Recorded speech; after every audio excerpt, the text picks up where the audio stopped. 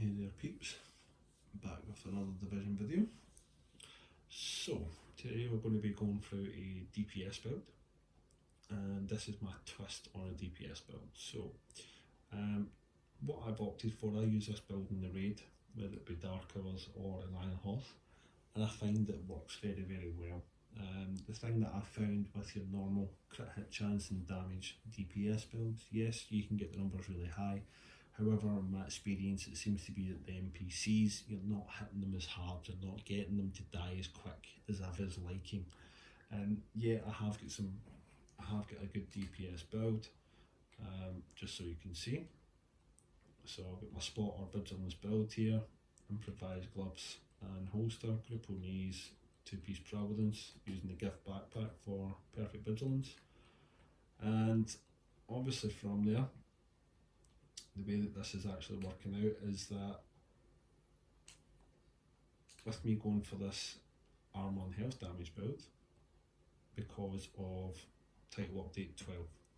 Now, normally I did look at this when Walker and Harris was first released because with the brand set bonuses, but with the capacitor dropping being the only exotic, well, only assault rifle in the game that gives you armour damage as well as health damage.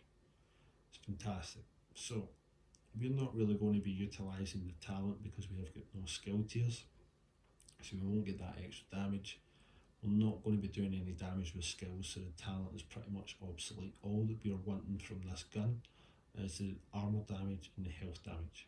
So with this here we have 121.1k base damage, 41 in the mag, 700 RPM, and we have 14.2% assault rifle damage, 12% damage to armour, 9.5% health damage. We've opted for a secondary as the classic M1A.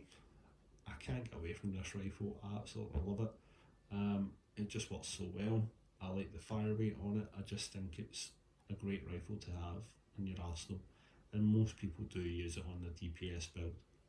Now, in regards to the gun, we have triple god roll here, so we have 452k base damage, 180 RPM, 15 in the mag. If you do reload, you get that extra bullet, so you can get 16 in there. And we have 15% rifle damage, 17% critical hit damage, and 6% damage to armour. Now, as I said, we're concentrating on damage to armour and damage to health.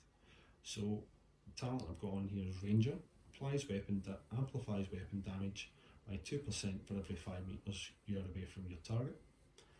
And third gun here is my old trusty TDI card custom, and that is 239.4 base damage, 310 RPM and 18 bullets in the mag, 14.5% pistol damage with 1 skill tier, and it has in sync. Now, in regards to the pistol, something that I found out today actually, couldn't even click on myself because I barely do use the pistol, but on a DPS build you normally have 1 charge on your reviver hive. So if one of my teammates go down, I'll quickly switch to my pistol. It gives me an extra charge because it boosts your skill tier, and then with that extra charge I can throw my revive hive, pick them up, go pick up my hive, and it means I've still got a charge for myself if I go down as well. So going on to the build, we've got a god roll Seska mask here, 15% weapon damage, 6% crit chance, 12% crit damage with a 12% crit damage mod. We've opted for a Grippo Sombra backpack, and Seska brand set bonus gives you 10% crit hit chance. Grippo gives you the 15% crit hit damage brand set bonus. We have 15% weapon damage, 6% crit chance, 10.8% crit damage and a 12% crit damage mod. And we've got vigilance on the backpack, so it increases your total weapon damage by 25%, and if you take damage it disables the buff for 4 seconds. Going on to the chest piece, so we've got our first piece of Walker and Harris. As we're wearing 3, we're getting the full brand set bonus of 5% weapon damage, 5% damage to armour and 5% health damage. On this chest piece, we have 15% weapon damage, 12% crit damage, and 3.8% crit chance, and I've added a 12% crit hit damage mod on there. The talent on the chest piece is Obliterate, so critical hits increase total weapon damage by 1% for 5 seconds, stacks up to 25 times. So you can get 25% extra damage, and then with the backpack, that's 50% extra weapon damage. Now, second piece of work on Harris, Guardrail holster, so 15% weapon damage, 12% crit damage, and 6% crit chance. And knee pads, the same, 15% weapon damage, 6% crit chance, and 12% crit damage. And final piece is the named Petrov gloves, which are called the Contractor's gloves. And this comes with 10% LMG damage as a brand set bonus. We're not really bothered about that. We would love it to be something else. However, we are really wanting it for the 8% damage to armour. So I was very lucky to get mine with 15% weapon damage, and I rolled 12% crit hit damage on there. Now, going to skills, got my Reviver Hive, DPS build. In my opinion, I've seen so many people, I've tried it myself, and you can get through missions without a Revive Hive.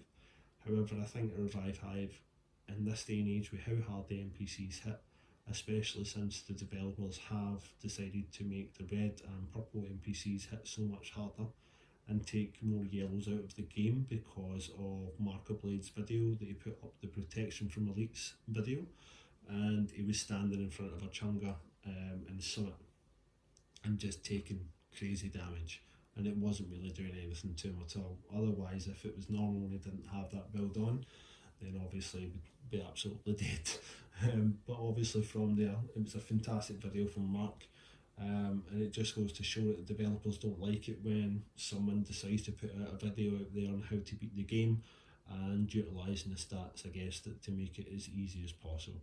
So well done, Mark. In regards to the second skill, I've opted for the Fixer Drone. I do change this to a turret when I'm doing like Dark Hours or Iron Horse raids, but the Fixer Drone comes in handy when you're running like PvE missions and stuff like that, in regards to Legendary, Heroic, so on and so forth. It's just really preferential in what you prefer. Now, the specialisation I've opted for is Demolitionist, and the reason why that is just because of the specialisation bonus that you can get. So from Demolitionist, where is it? So group members gain 5% damage to targets that recover. You also have Crisis Response, and this is the reason why I've chosen this. So when armour is reduced to 0, refills all main weapon armour.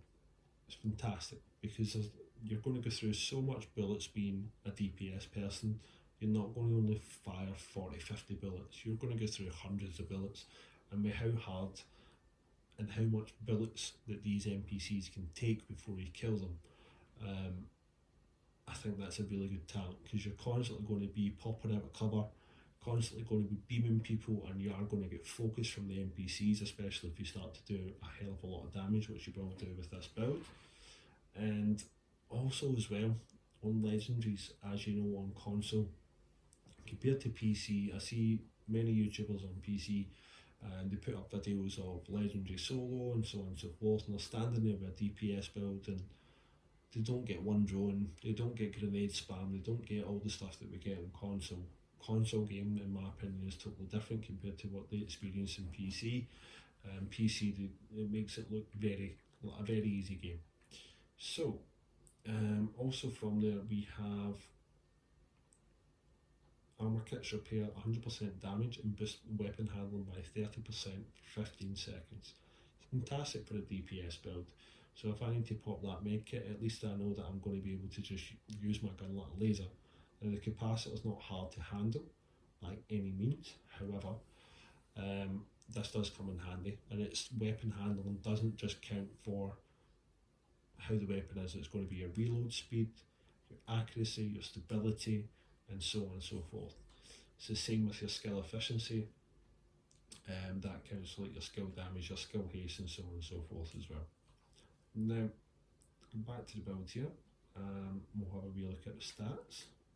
So what we're rocking with is 57.8% crit hit chance, 196.8 crit hit damage, 75% headshot damage, 25% armor damage, 15% health damage, with a 28 meter range, 1.8 seconds reload speed, 20% reload speed bonus, 20% accuracy, 20% stability, 10% weapon swap speed, 10% weapon handling, 20% ammo capacity, with 105% all weapons damage bonus, with 29.2% assault rifle damage bonus, 10% light machine gun damage bonus, 15% submachine gun, 15% shotgun, 10% explosive damage.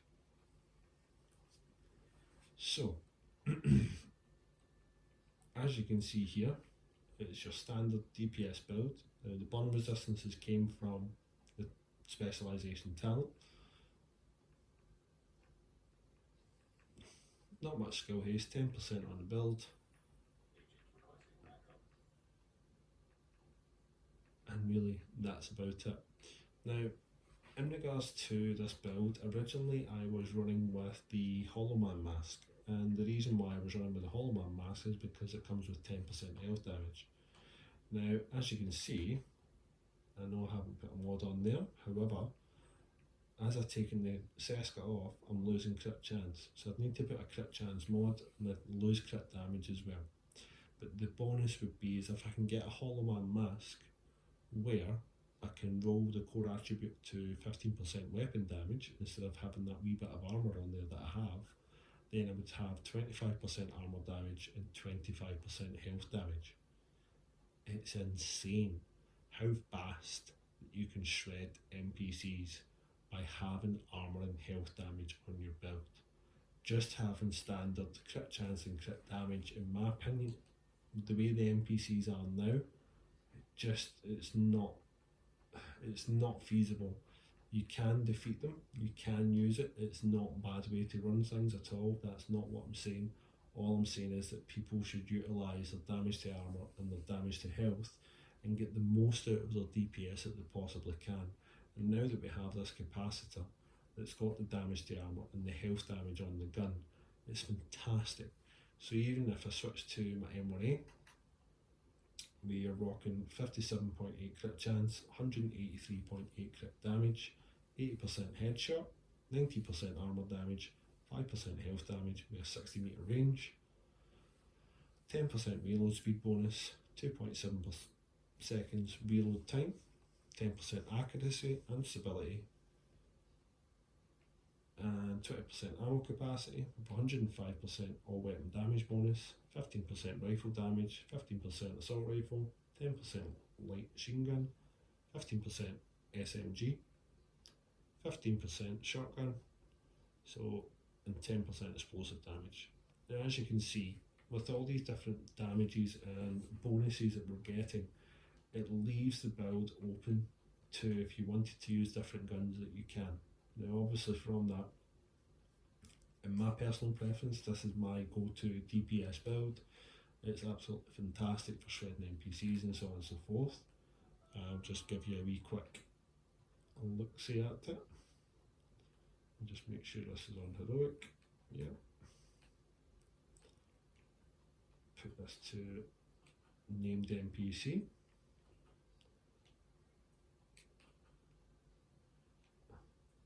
Really wish they would change that you could put this to legendary so you could test stuff in the shooting range. Still haven't done that yet. I would really like it if they made every mission legendary in the game as well. It would make it a wee bit more interesting and fun. So, here we go. 2.5 million on a crit to the head. 2 million to the body.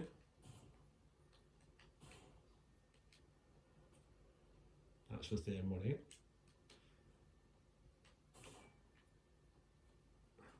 Capacitor.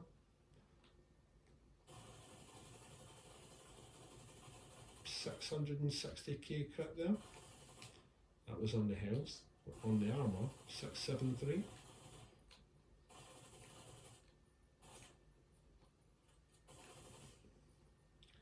go to the head. 844,000 crit. 844,000. That's absolutely insane. For a gun that is meant to be for a skill build. Slaps. Absolutely slaps, as you can see. So could I one clip this NPC? Yup. 40 bullets to take out an aimed enemy. Providing you got them all shot to the head. Let's see what it does to the body.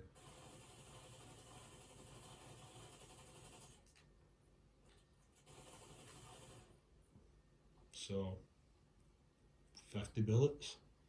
So basically your standard magazine and other assault rifles like an AKM or a FAMAS or something like that. It just slaps. It just absolutely slaps. So hope you enjoyed the video. Cheers. Leave a like, drop a comment. See you in the next one. Cheers.